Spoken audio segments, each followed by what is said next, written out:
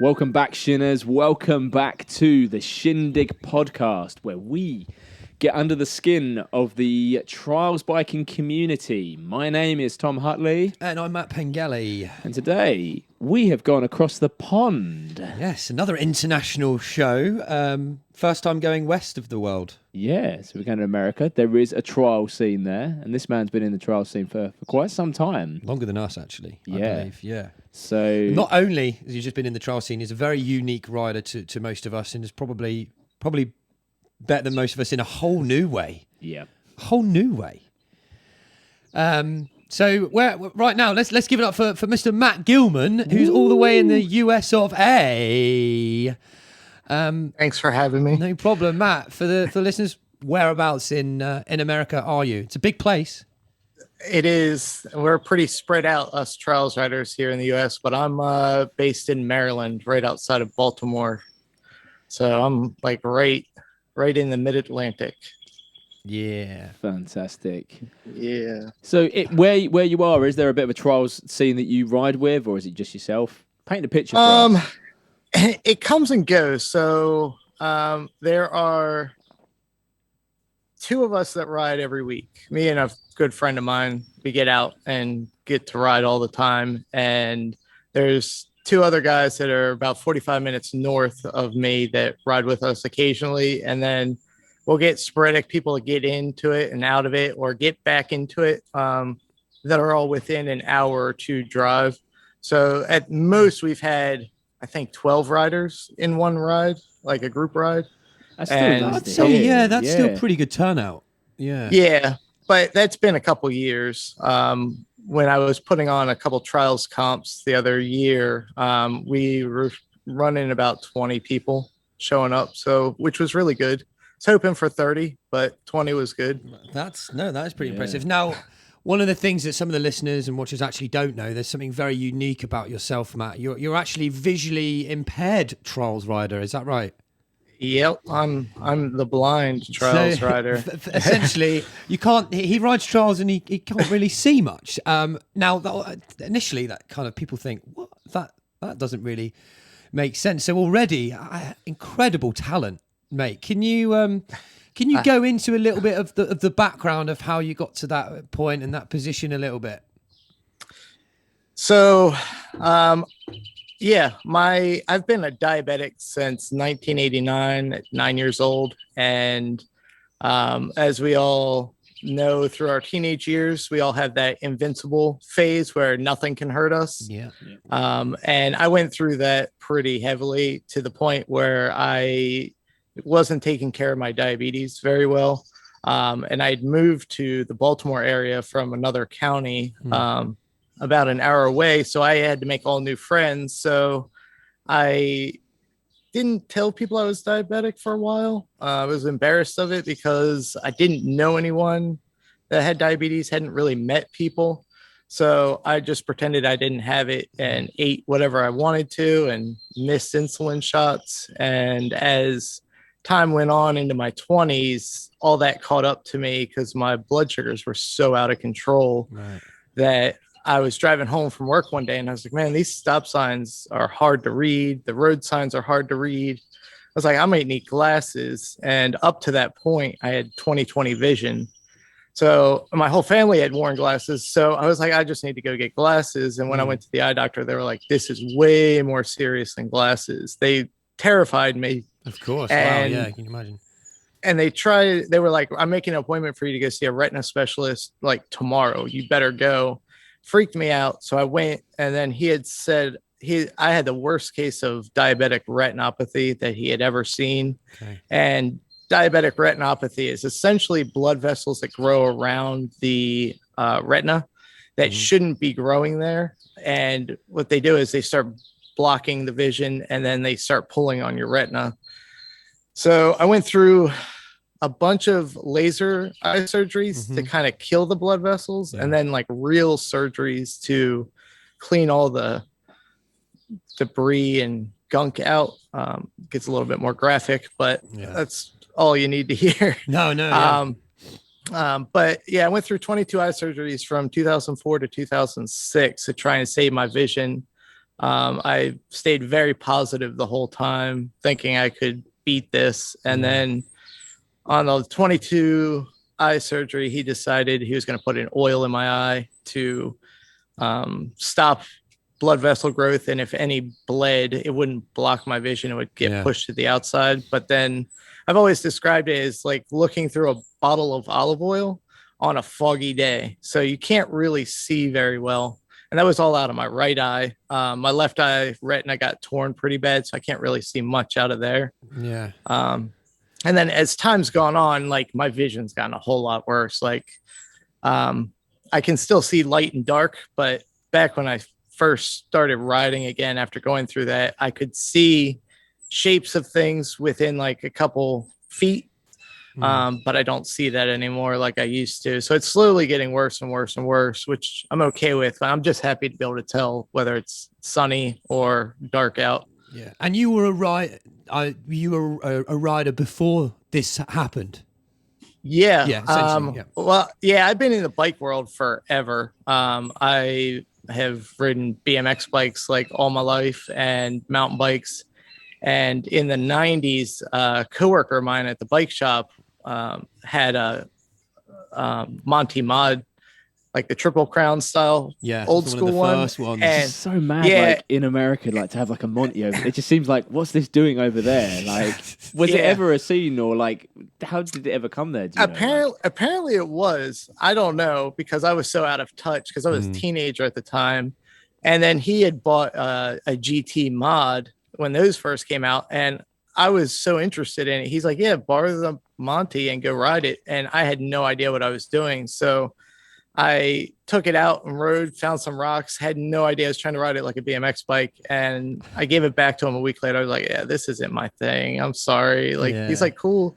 And, you know, fast forward to 2001, or even before that, a friend of mine that I used to ride mountain bikes with all the time, he was into trials, and there was a scene that I'd run into him about 6 riders when I was riding BMX, and I'd always run into him and hang out and kind of make fun of them a little bit. They'd jump on the back wheel onto a ledge, and I'd do like a foo-foo-noo. I'd be like, I can do it too. And, you know, they hated me, but I was just, you know, toying with them. Yeah. And then in 2001 at the shop I was working out at, a friend of mine who won the dual slalom series for the East Coast had won a Monty Mod as like a prize, and he traded it in because he's like, I'm never going to use this for like a cheap BMX bike to give to his neighbor's kid that didn't have a bike.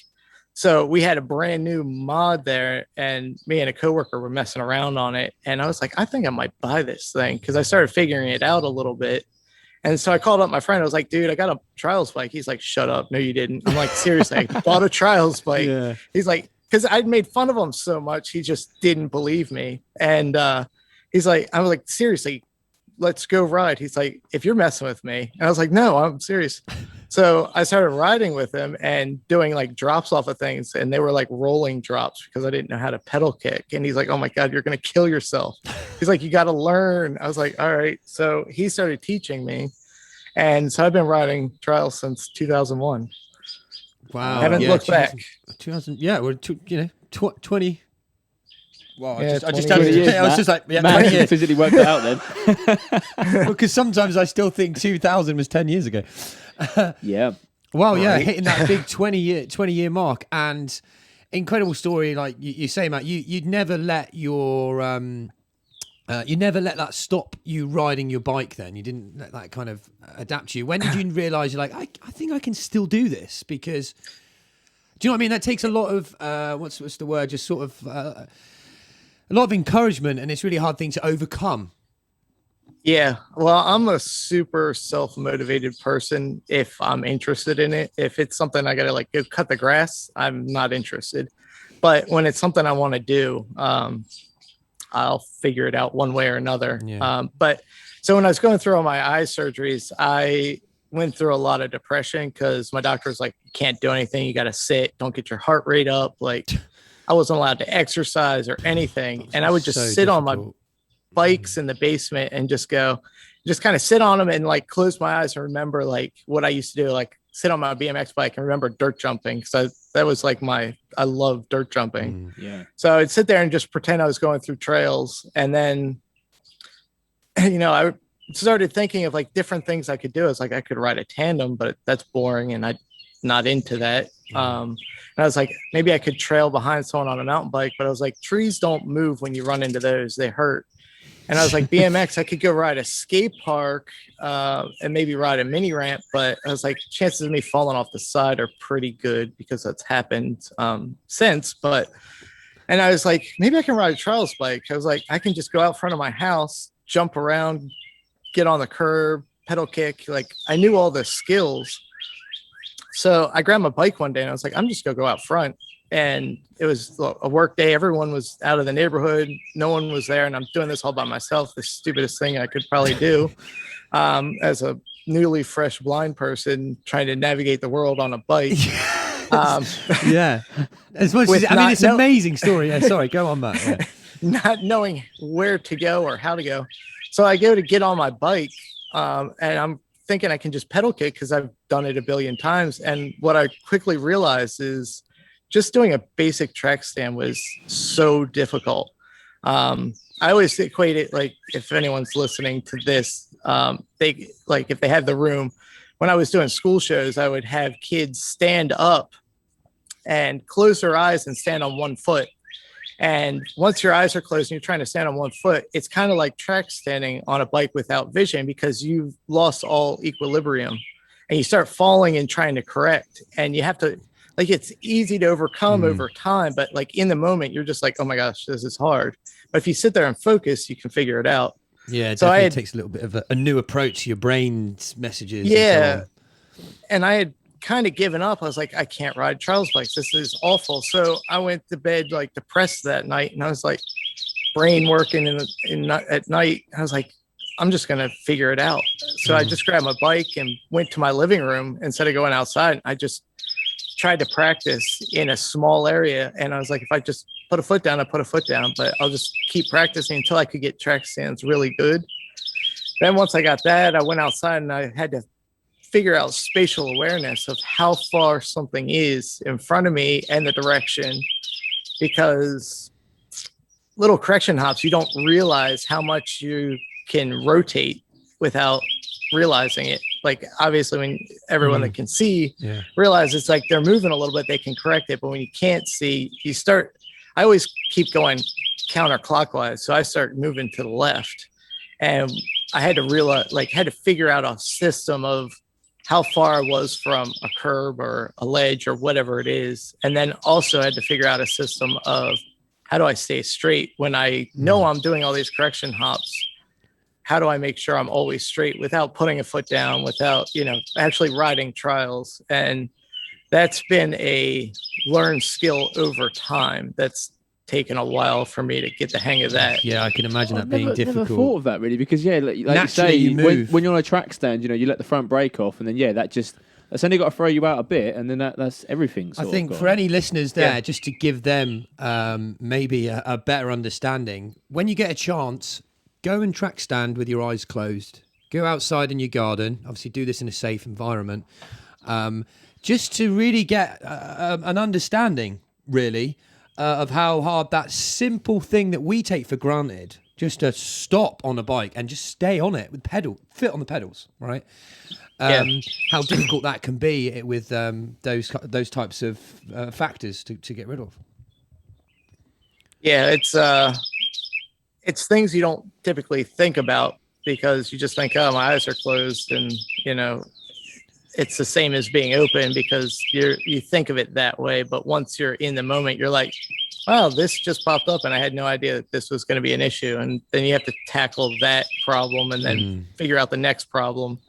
And the funny thing is, when I started riding with my friend who, I convinced that I'd actually bought a trials bike, I was like, come on, dude, let's go ride. He's like, can you see? Like, you got your vision back? Your doctor, like, everything's good? I was like, no. I was like, but I want to go out and ride. And he's like, okay. I was like, what, do you want to just hang out? Like, while I ride? I'm like, sure. Like, I hadn't told anyone I was riding my bike out front of my house. I was just doing it. and I had figured out how to pedal kick, and I figured out how to, maneuver the bike. You were going to show off, Matt. You were ready to show off. I was kind of, yeah. Because, I wanted to do it on something that was bigger than a curb, but not like, so I went out there and I started messing around on like this knee-high wall, and I could climb up it easily because going up things is way easier than going down things when you can't see. It's like the fear of falling or flipping over the bars or catching a back wheel or something. So it took a while to learn how to actually pedal kick off of something. But once I got that, I was like, all right, like I'm going to keep moving forward. And some of the things that I do now, I'm better at and smoother than I ever was when I could see. But then there's some things when I could see that I couldn't do now. Okay. And I'm trying to figure out a lot of it's just getting over my own fear, because I know I have the ability to do a bunch of things that that I used to be able to do or that I've never done before. But it's just trying to like psych yourself up to not to throw yourself at something with the chance of crashing, And I'm very calculated. I weigh my risk versus reward, and I'm not one of those daredevil go kill yourself kind of people that a lot of people think us trials riders are. No, yeah, I think that's one of the things that is kind of synonymous across the trials community in some way, is that calculated risk. Like I remember reading the Danny Mac book, like Danny McCaskill, and he basically would say the same sort of thing. A lot of people would look at his stunts and what he does as big daredevil kind of stuff, but he just goes, well, no, I've just calculated the risk, and using the skill sets that I have, I can, have a good likelihood that I'm going to land this. It's worth it. Or often, if the risk of me hurting myself, if me actually making it, is it worth the risk of me, coming away from it, or so on and so forth. But I would say that you have more variables yourself, Matt, don't you? Because you're like, oh, there's a risk factor here, but then there's also just that I don't even know how to put it, but there's a huge added level of risk in terms of what was I trying to say? Trials can be very precise, can't it? That was my kind of thing. So like landing on a point, it's great that you can go for a wall, but there are elements that's super precise. Yeah, and that's the spatial awareness as part of the thing I had to learn. And I'm very good at knowing in my head how far something is away from something else. So like, for instance, if I'm going to gap from one ledge to another, I would walk it, I measure it, I figure out like relative to the bike, how far is it? And I know the power and the move that it's going to take to do that gap. Yeah. Because I also know exactly, like we all know, how much of a pedal kick it takes to go from a track stand to put your back wheel where your front wheel is. So like a bike length pedal kick from like a static move, that pressure and what it takes to get to that. And you quantify that into a different distance if you're going to do a bigger gap. And then you can figure out that pressure from like the back wheel and what you have to do. So if you're just doing like rear wheel to rear wheel across something, you figure that out. I guess we know that self-consciously, don't we? I guess trials riders, unlike you, because we can see. That's a really good way of putting it, though. Actually, like, exactly know what pressure you need to be able to pop up onto the rear wheel, and then I suppose it's just then an extension of that. Yeah. Yeah, exactly. And see, I'm not scared of the distance forward or back. I'm scared of the left and right. So I tend to not ride things really narrow, because I drift to the left and right more than most people. So if you watch any of my videos, all of my stuff is I've got a wide berth left and right. I may not have a wide berth forward and back. Like I've definitely gapped between two ledges and two rocks. But as far as like side to side, you'll see that everything has a lot of room for error to the side. That's a good point. Yeah. Yeah. And, I was riding like up in Boston. We had a big trials group meet and we were all riding on rocks. And I normally just walk everything and check it where I'm going.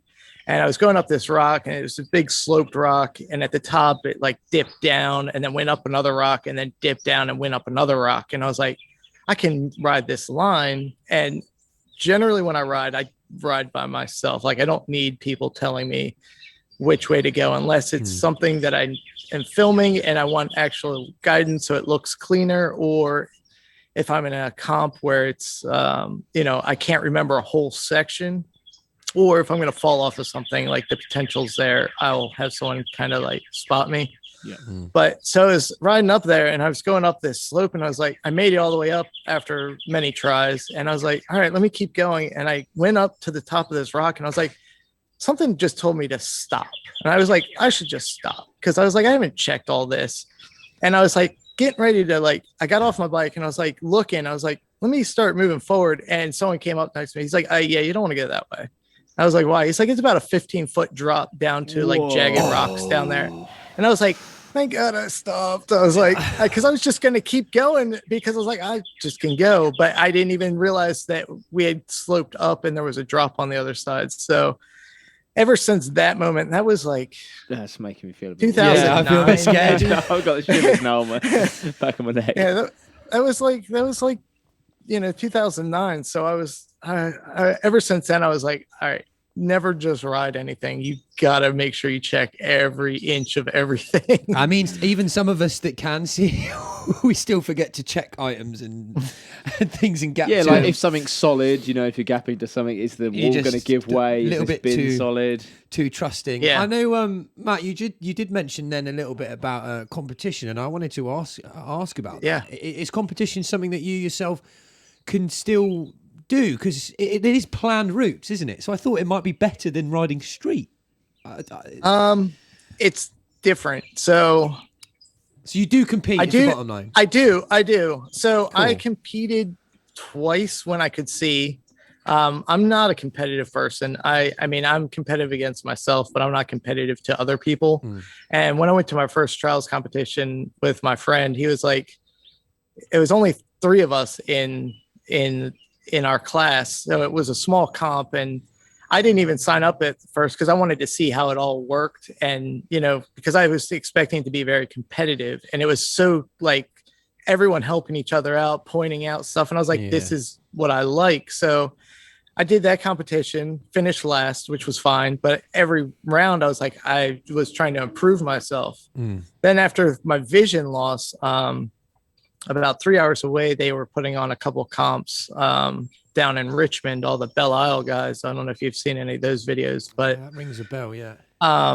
They were putting on comps. So I was like, I'll go down and at the very least ride, but I'll go into a comp. And, there was tons of people there willing to help me out. And I always signed up for sport because I didn't want to be a beginner, because I had a better skill set. Is that a category? Yeah. Sport category? Yeah, it's a category. So it's like intermediate, I guess. Yeah.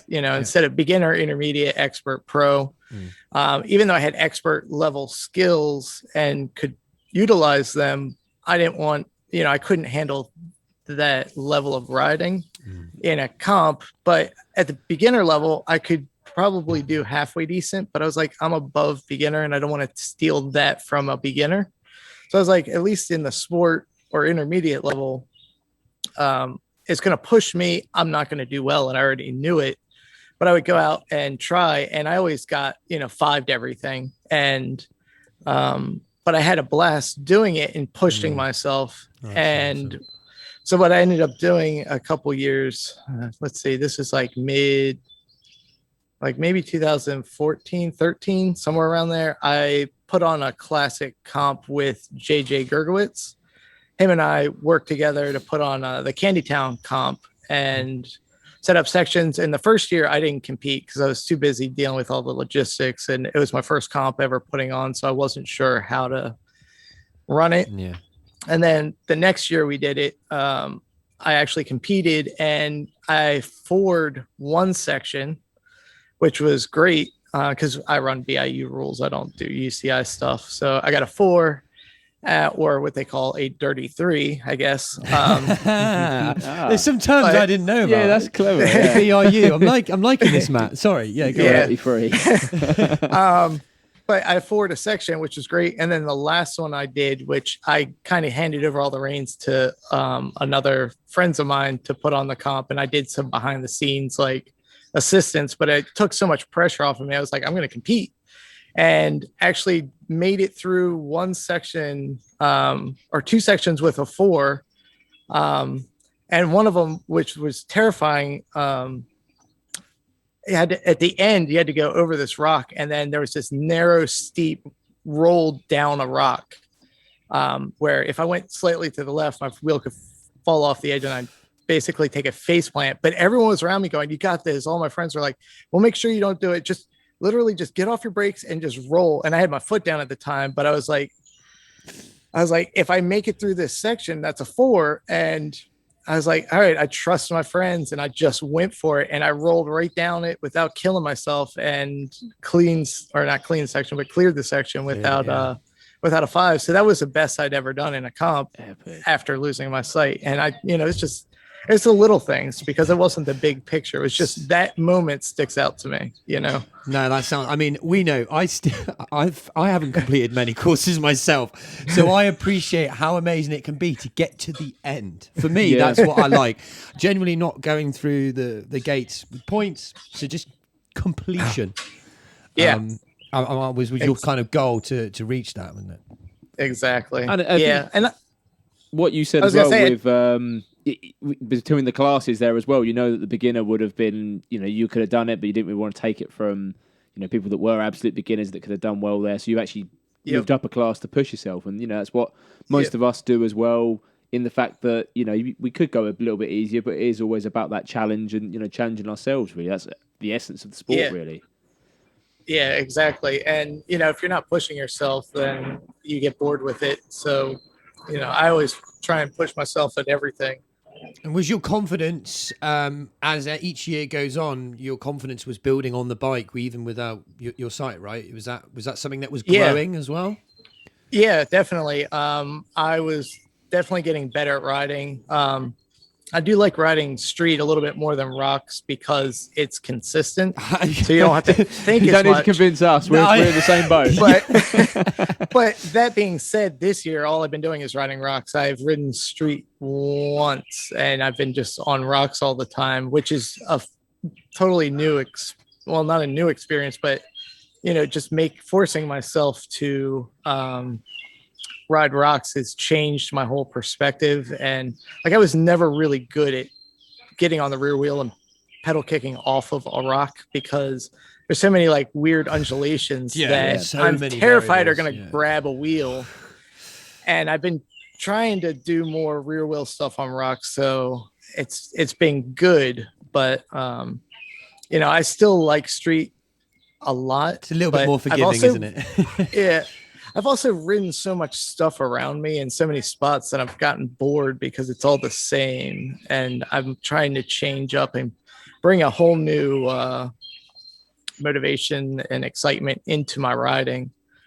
And the other year, I think it was 2018 into 19, I had looped out on my bike so many times or fallen on my back that I hurt my back a couple times, where I was at the point of just quitting. I was like, I'm just going to ride curves at this point, because I kept hurting myself, and I was like, this isn't fun anymore. And I got to work. I got kids. I can't be laid up in a hospital for crushing my back. So I took a back seat to it for a while, and mainly all through 2020, I rode probably 4 times because of the chaos. But this year I've been pushing it a lot because I built myself an old school bike. And what I've realized is it wasn't my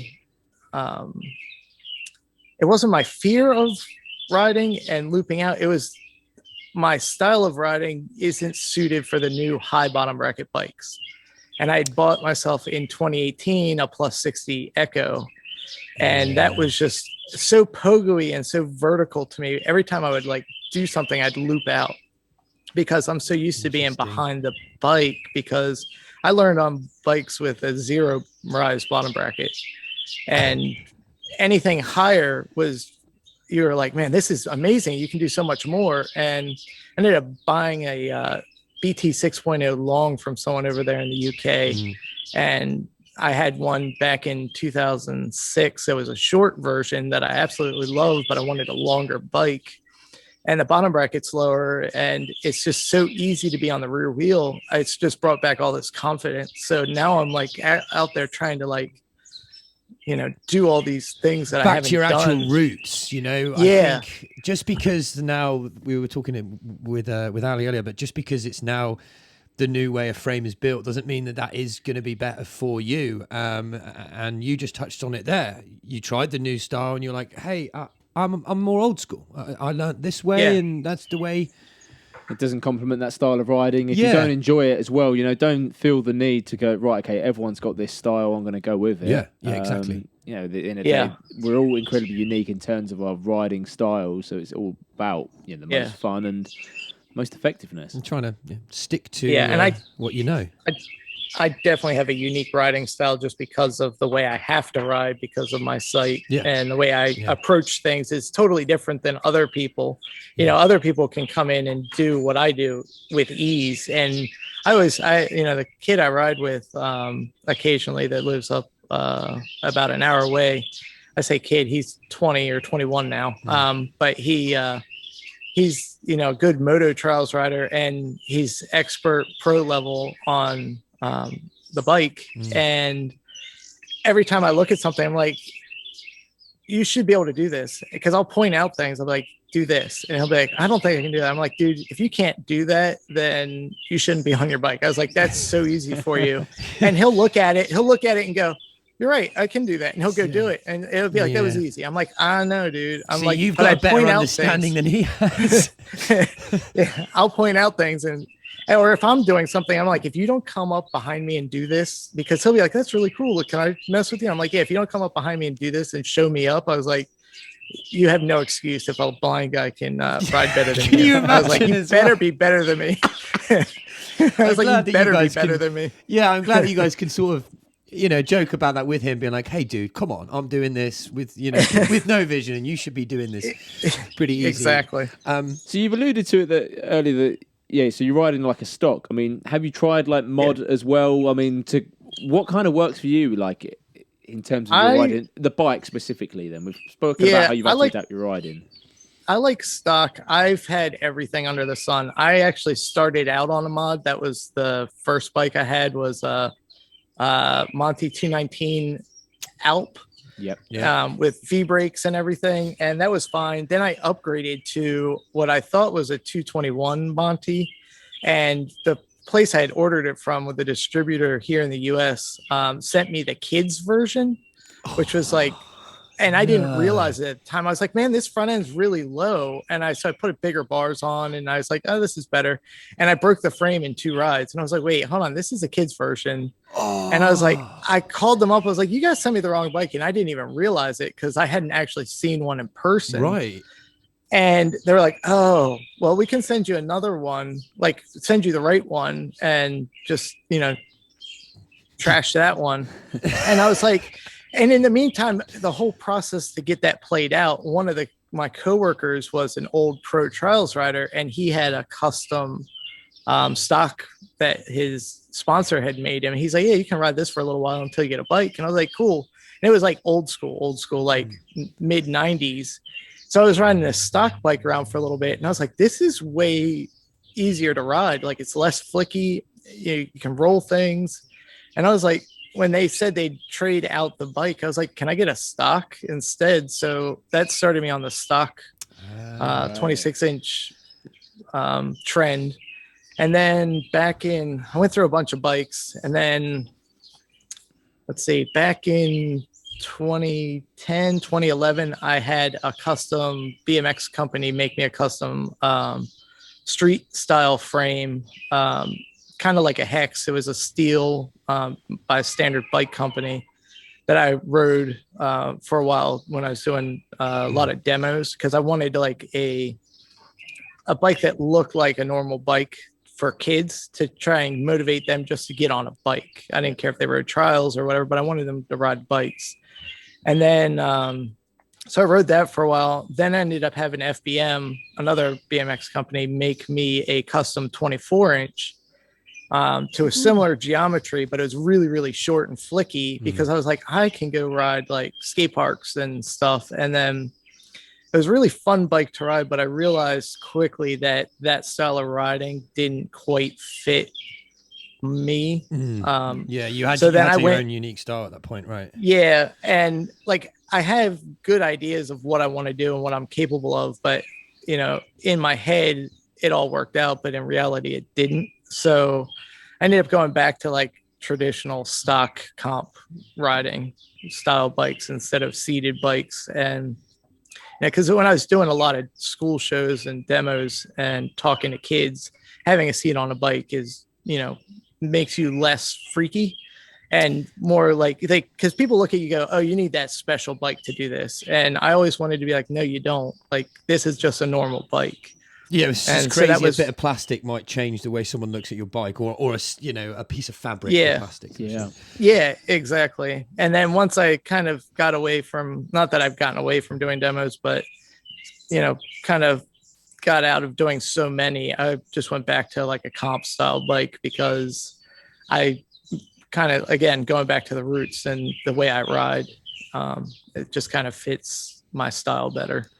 And I think that was fantastic. You've already touched base on it. I wanted to ask about your, you run a display team, or like say a show, you do your own show. Remotely, like you've just said, for the kids, they'll be like, oh my God, this guy's talented, but not only is he talented, what are the reactions when you go and do these shows? They must, because like you were saying, they obviously relate and go, well, that's a specialist bike. Wow, you got a seat. But they must think, how is he doing that with no sight, let alone with sight? It must be a hard thing for them to relate a little bit. It's, well, I don't know if the kids put two and two together that much with the sight versus no sight. I mean, I guess they do. They're just excited to see the crazy trials stuff, and that's always, you know how kids are with watching people jump around on a bike. They're amazed.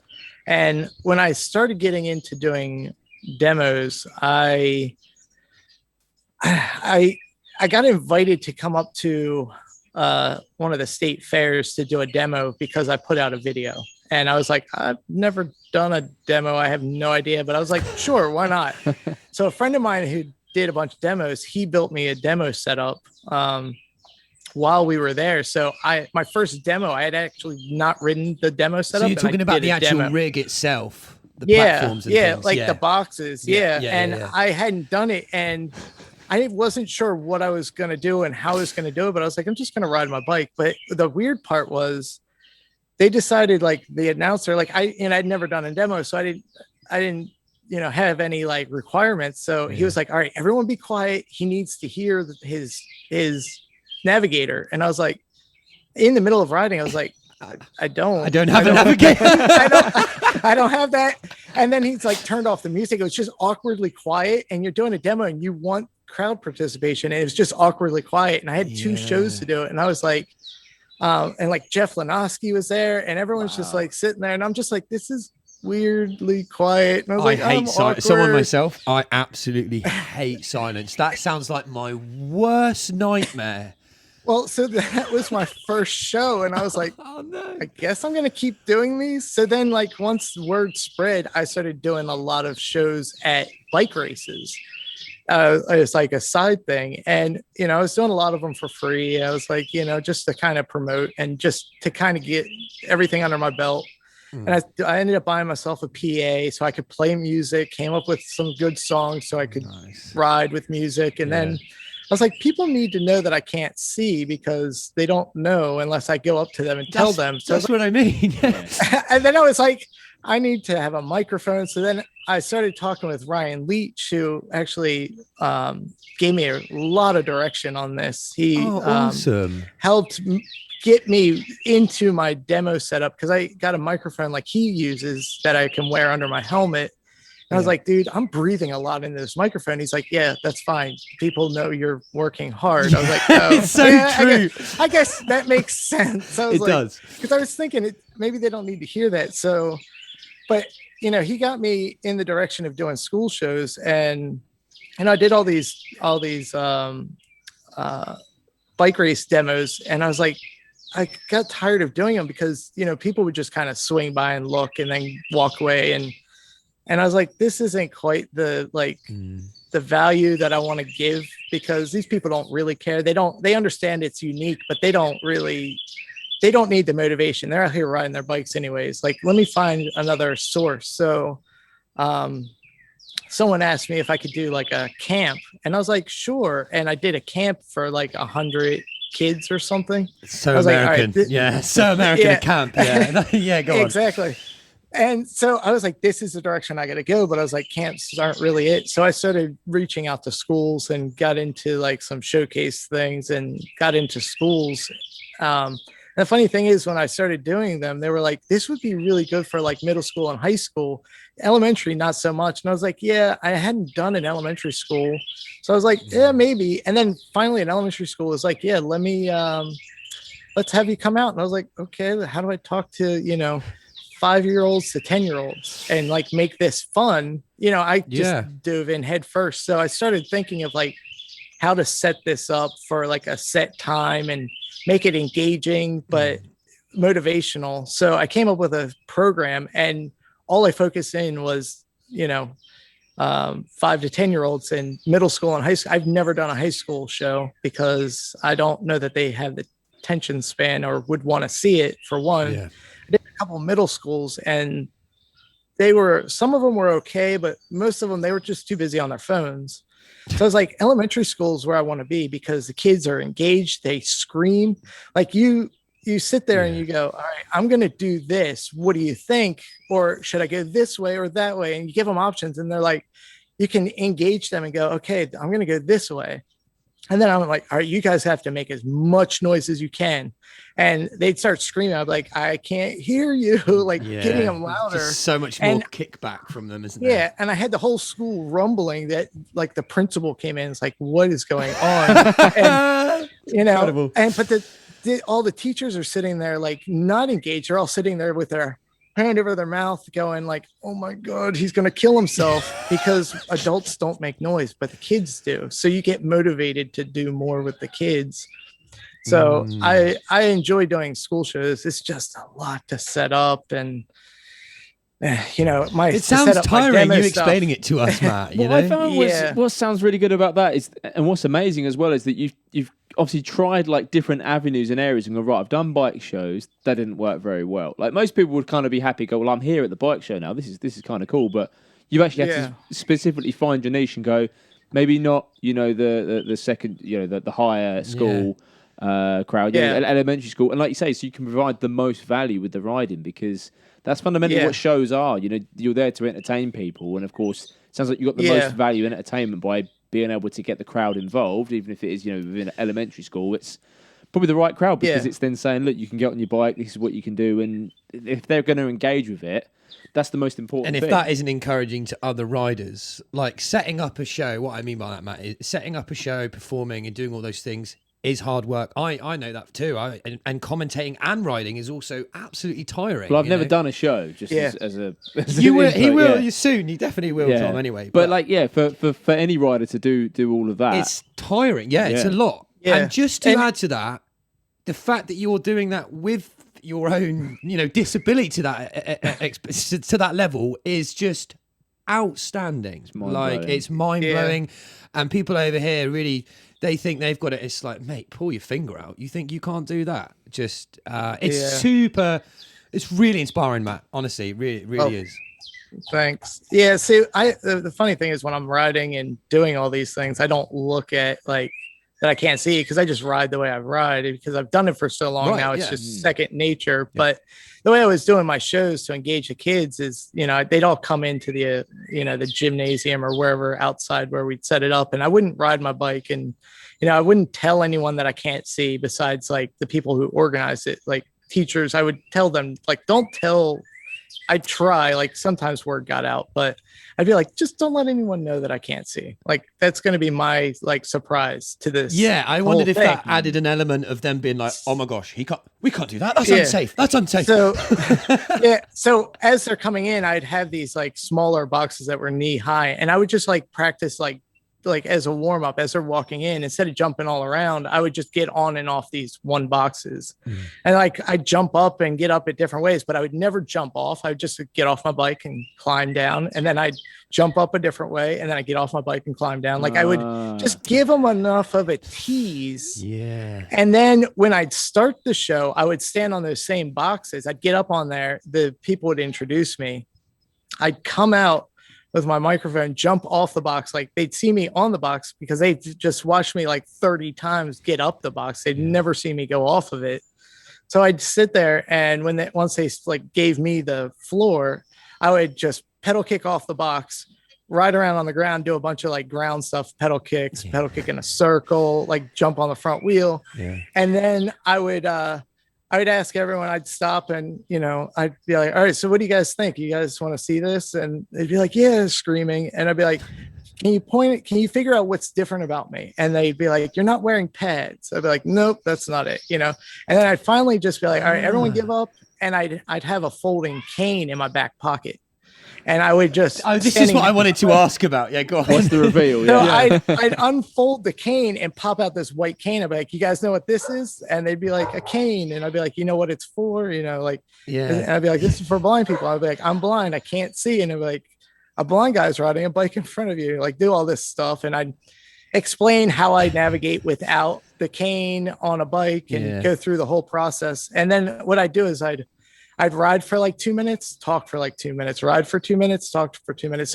So they were always engaged. And at one point in the middle of the show, I'd be like, all right, it's up to you now. Do you guys want to hear more of my story and like how to overcome obstacles in your life? Or do you want to watch me ride bikes more? And 90% of the time, most of the kids wanted to hear the story more than watch the riding. Really? Wow. That's Which, really encouraging. Yeah. From a so child's it's perspective, you think, I just want to see crazy things. But yeah, I mean, they always wanted to see the crazy things like jumping off a 5-foot-high box at the end, or jumping over their principal or teacher. They were always into that. But in the moment when I'm doing like a 180 off of a box, it was either that or pedal kick off or talk. They would pick the talking a lot of the times. But then you'd always have the kids going, do a backflip, do a backflip. Like I can't, classic. I don't do backflips, so that's not me. No, but that's very encouraging. Well, it just shows you hear. the level of engagement. If they want to go, they want to find out you as the person, and who wouldn't? Yeah, and that's that age. something that they can relate to their life a little bit more. It's all great. They see you do a trick, but they might see you do a trick. I can't remember who said this now, but you watch a show and some people look at it and go, great, the circus is here. And then when you watch the circus, you don't try what they try. Right? Yeah. I remember who it was. The same thing, the kids might be there, but, oh, actually, you can try this. But what was more interesting is the whole impact going, so hang on a minute. How are you able to do that when I can see and I can't do that? So I can see the power behind it. Yeah, one of the times I was closing up, I was packing up at the end of a day at one of the schools, and I was like getting my bike in the car or something, and school had let out and kids were walking with their parents or whatever, and one kid walked by and was like, I want a bike now. And the mom was like, what do you mean? Like, you don't ride bikes? He's like, I want a green bike. I need a green bike and I want to ride bikes. And it's because I had a green bike. And so I that moment I had one kid that didn't ride bikes wanting to ride a bike. And I was like, that was like, I reached one kid. So I was happy. Well, that's one that you know about. I bet you there's more you have no clue about. Well, I'm sure there are. Yeah. And I definitely had teachers come up to me with different kids and say, this kid wants your autograph, because I'd have posters and cards I'd always hand out at the end of the day. So everyone got something. But some of the kids were diabetics like me, and I'd talk about the diabetes thing, and they would have me talk to their kids about that and feeling different. And one of the nurse came up to me and was like, this kid's not in good control, like as a kid. And like, it falls on the parents at that point because of the age. But like, can you talk to this kid about, the like kind of scare him, but not scare him? Because my whole thing was like, yeah, this could happen to you, but if you lose your sight because of your diabetes, it's not the end of the world. Look at what I'm doing. You can do so You're much just trying to more, bring positive but light to all of that. Yeah. yeah, but if you don't take care of your diabetes, this could happen to you, and you don't want to go through this. So it's like this weird, like, fine line I'd have to walk. Yeah. But yeah, no, I enjoy doing school shows. I really miss it. With all this corona, everything took a back seat, and all my demo boxes have rotted away, and I'd have to build new ones, and it takes like an hour and a half to set up each show, which is fine, but then I also need help. So well, that's kind of what we want to move on to. For 2021, you said you've taken a bit of a backseat of riding in 2020 to 2021. You're trying to get back into it. What is the next steps for you? What are you aiming to go for this year, and maybe demos and things? I don't know about demos. I've started filming again, so I might be putting out another video. I don't know. I've debated. I'm filming more for my own purposes at this point because I'm riding a lot of rocks, and I'm like, this could be a cool clip or that something. might be good, especially with the podcast coming out in a few weeks. Maybe a video in the same sort of time. Maybe that'll help. Well, whatever it is, I mean, yeah. this is kind of what we've been doing with our Shin Dig media, is that we try and share just any kind of riding, because Matt and I aren't necessarily the biggest of riders in terms of moves, and some of the guys we ride with aren't. We want to try and capture the essence of riding. So if you have anything like that you want to put out, I think that really goes a long way in terms of trials media as well, because it's blown up since 2020. It's just about capturing that energy of riding, what riding is to everybody. Yeah. Yeah, and I've noticed that there's definitely more trials content out there, which is good. I miss all the forums, and I hate Facebook with like a passion, but I understand why I have to be on it, because that's where every trials rider congregates now in all the groups. Yeah. Which that's about all I really do look at. But I think I'm going to keep filming, put something together potentially and get it out. I don't know when, because, I don't get enough clips per ride or things that I don't think are worthy enough to film. There is a television show that wants to do something, have me on. It's a competition show, which isn't really my thing, because I did the America's Got Talent show back in 2011. Oh, wow. I never got aired. I made it yeah. to the first round.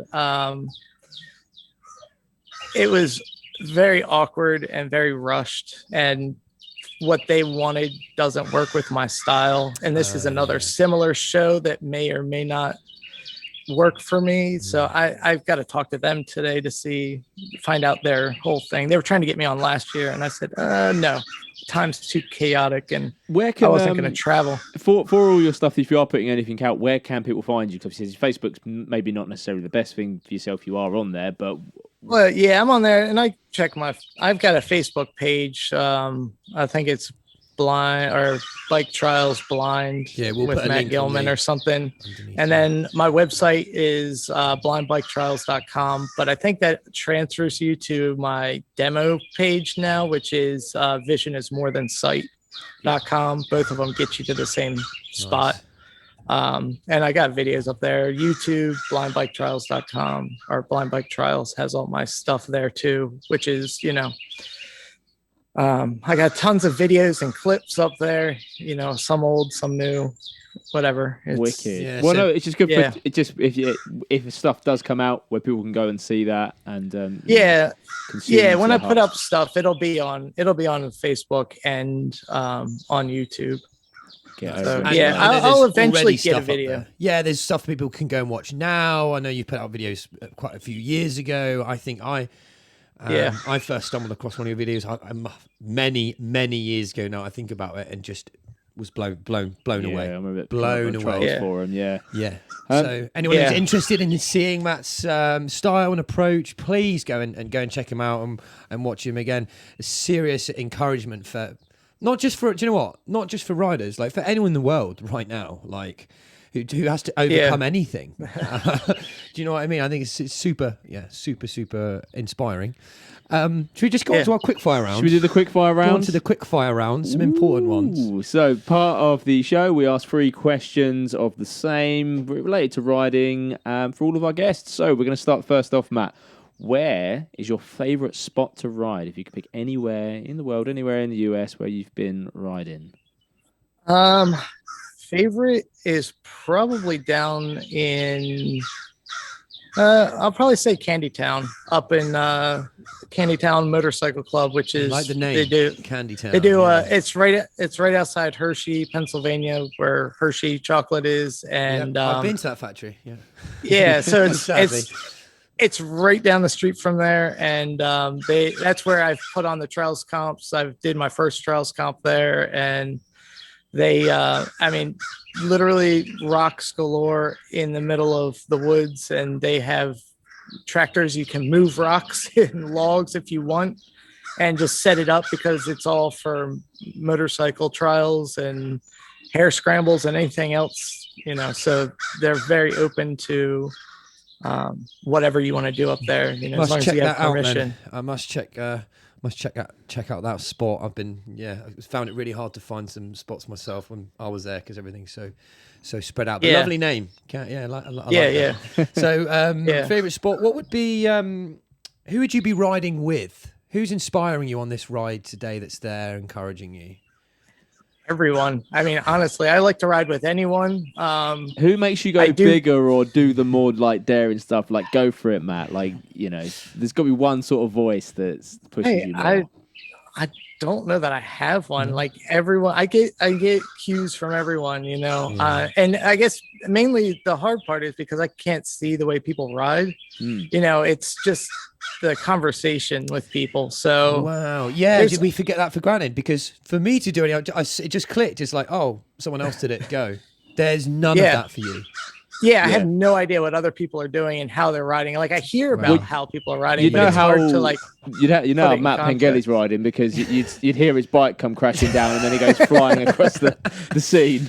Yeah, something like that. Usually followed by ow. Like. I mean, there's definitely riders like I'd love to ride with like Danny and Vincent and Kenny and Gilles and all those guys. Like I'm always down for that. And Ollie, like all the big pros, I've ridden with JJ.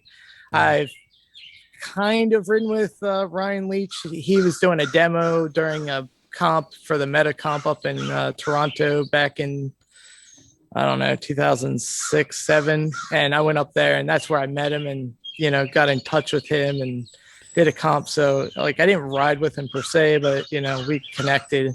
And, you still met. You had conversations. I mean, we're trying to find out a way to connect to him, but maybe we found it already. His mountain biking course gets advertised on my Instagram feed a lot.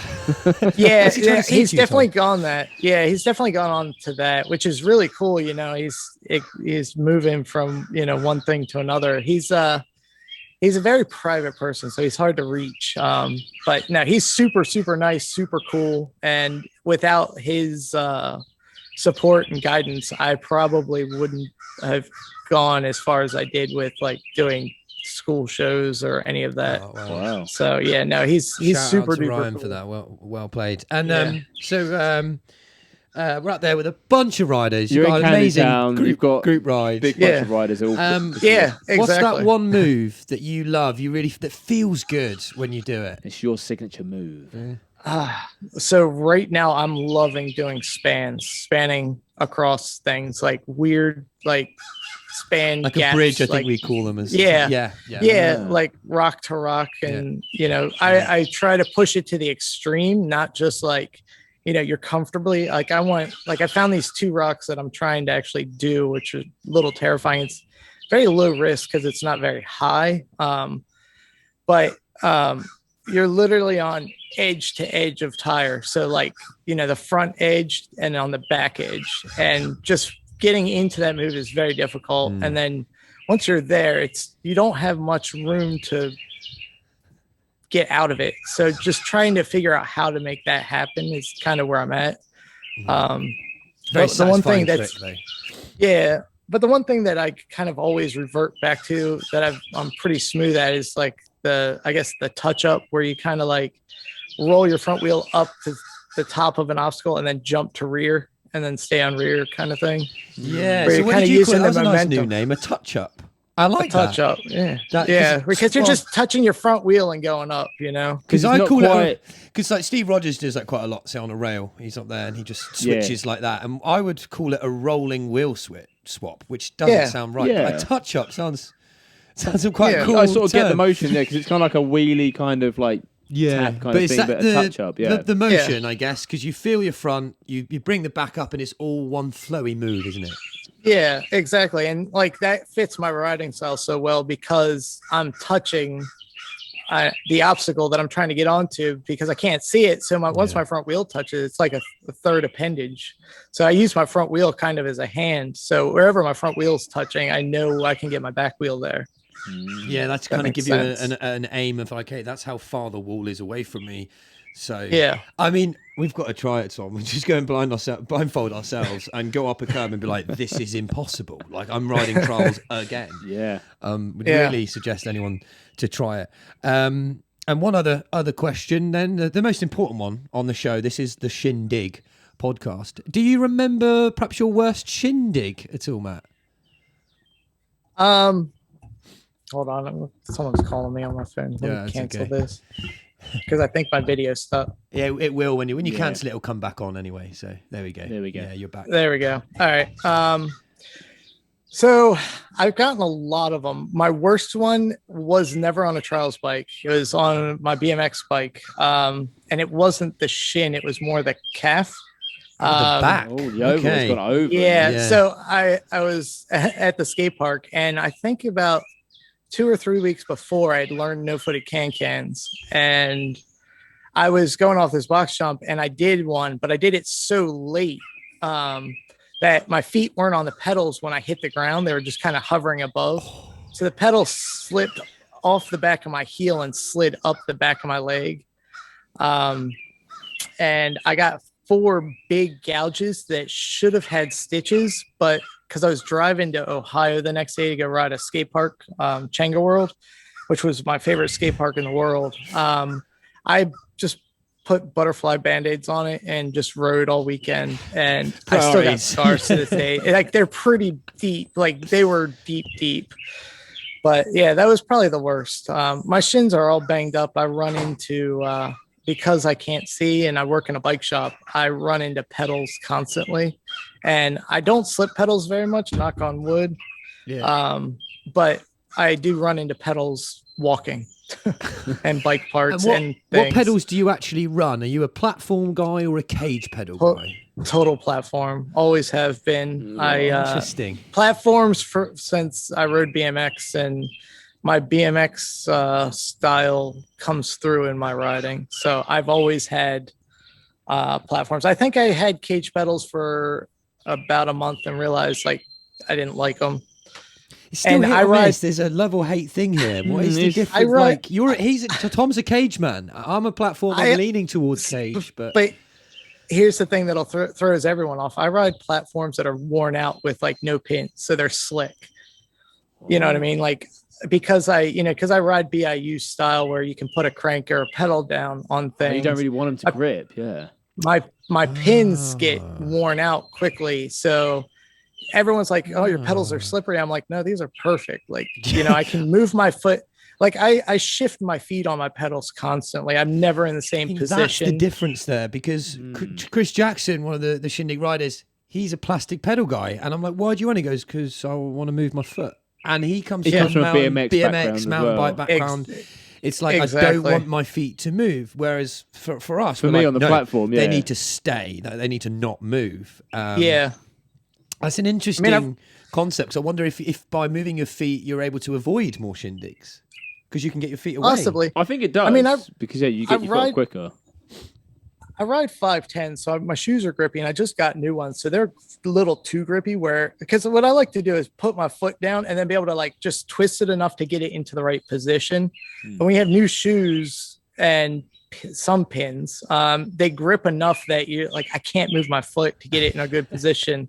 So it's weird, but again, it's how I learned, and because I came from different backgrounds, it kind of fits my style. For friends of mine that just rode trials and got into it from like minimal other cycling disciplines, they are all about cage pedals and being like stuck to the bike.